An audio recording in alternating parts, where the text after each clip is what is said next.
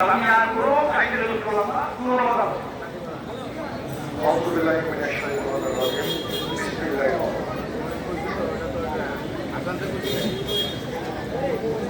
স্বাধীনতার ইশারা আমরা পাচ্ছি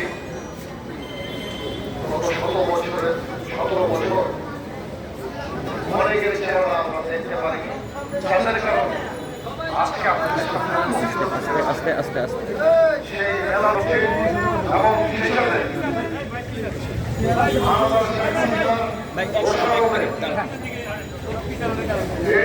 নিপীড়িত দেশ এবং খালেদার সুস্থতা কামনা করে যে মিলাদ হবে তার আজকের সভার সভাপতি উপস্থিত আছেন রাজপথ থেকে বেড়ে ওঠা নেতৃত্ব আমার অত্যন্ত শ্রদ্ধাভাজন বড় ভাই মহানগর বিএনপির সাবেক যুগ্ম আহ্বায়ক এবং আন্দোলন সংগ্রামে যিনি এই অঞ্চলকে সুসংগঠিত করেছেন সেই মোয়াজ্জেম হোসেন মতি ভাই উপস্থিত রয়েছেন। আপনাদের এই অঞ্চলে কৃতি সন্তান 14 এবং 94-তে যার বিজয় ছিনিয়ে নিয়েছে দুইবার, উনি হাসিনা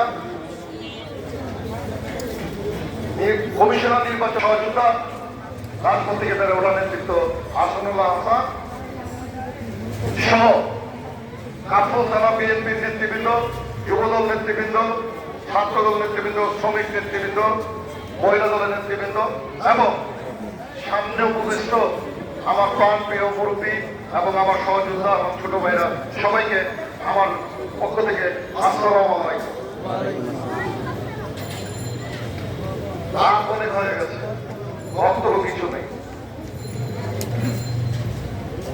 তবে আপনাদের কাছে আমার অনুরোধ থাকবে যে মেধাবী তরুণরা আপনাদেরকে একটি স্বাধীন সার্বভৌম রাষ্ট্র আবারও উপহার দিল।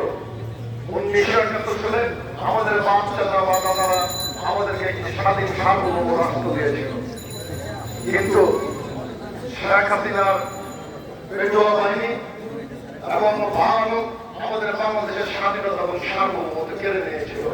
আর সেই স্বাধীনতা আমাদের ফিরিয়ে দিয়েছে আমাদের মেধাবী তরুণরা।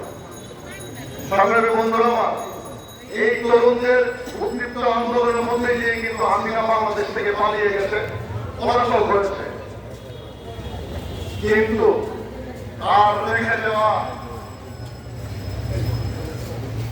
শয়তানগুলো আইনাগুলো কিন্তু এখনো সমাজে চুপি চুপি আছে। ঠিক ঠিক তারা এই দেশকে আবারও পরাজিত করতে চায়। তাই আপনাদের অনুরোধ থাকবে, আমার মুরব্বী যারা রয়েছেন, সহযোগিতা বন্ধুরা রয়েছেন, ভাইয়েরা রয়েছেন, তাদের কাছে অনুরোধ থাকবে আপনাদের দৃষ্টিগুলো সজাগ রাখুন।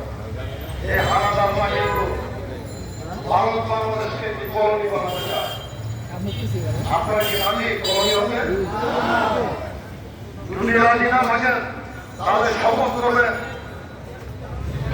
ঐক্যবদ্ধ থাকবেন যে কোনোভাবে আর কোনো হামলা নিয়ে বাংলাদেশের মাটিতে আমরা দেখতে চাই না। ঠিক আমাদের মেধাবীরা আমাদেরকে একটি স্বাধীন সার্বভৌম রাষ্ট্র আবার উপহার দিয়েছে। আমরা আজকে এখানে কথা বলতে পারছি তাদের জন্য। গত 17 বছর ধরে আমাদেরকে সুসংগঠিত করেছেন এই হাসিনার বিরুদ্ধে আন্দোলন সংগ্রাম। আমি আপনাদের এই এলাকার সন্তান, আমার বাসায় এখান থেকে সর্বোচ্চ 4,000 গজ দূরে। শুধু আমাকে থামানোর জন্য আমার 2 পরিবারকে বিচ্ছিন্ন করে দেওয়া হয়েছিল। আমি আমার সন্তানদেরকেও, আমি যখন ঘর থেকে ফেরানি হই তখন আমার এক ছেলে পড়ে আমার মেয়ে পড়ে 2-তে। আজকে আমার ছেলে ইন্টারমিডিয়েট পাস করছে, আমার মেয়ে ও লেভেল পাস করেছে।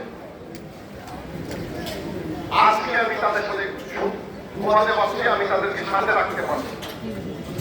শুধু আমি না, আমার কথা বললাম এই জেনারেশনকে দেখছেন, তাদের সময় আমার চেয়েও খারাপ পরিস্থিতি ছিল। তাই আপনাদের কাছে অনুরোধ থাকবে। আমরা মজবুত ছিলাম, আমরা নির্যাতিত ছিলাম, ঠিক না? আপনাদের কাছে আমাদের অনুরোধ, আপনাদের দ্বারা কেউ যেন মজলুম না হয়, কেউ যেন নির্যাতিত না হয়। মজলুমের কষ্ট, নির্যাতনের কষ্ট, এটা আমাদেরকে ভালো কেউ জানে না। কোন নিরাপদ লোক যেন আমাদের তারা কোনো নির্যাতিত না হয়, মজলুম না হয়, এটা কিন্তু আপনাদেরকে সমাজ করতে হবে। তাহলে কিন্তু বাংলাদেশের মানুষ আমাদেরকে মাফ করবে না। কিন্তু যারা গত 19 জুলাই থেকে আগস্টের 5 তারিখ পর্যন্ত এই 10 নম্বরে পাখির মতো গুলি করে মানুষ হত্যা করেছে, তাদেরকে কিন্তু মাফ করা যাবে না। ওই হারাদের কিন্তু মাফ করা যাবে না।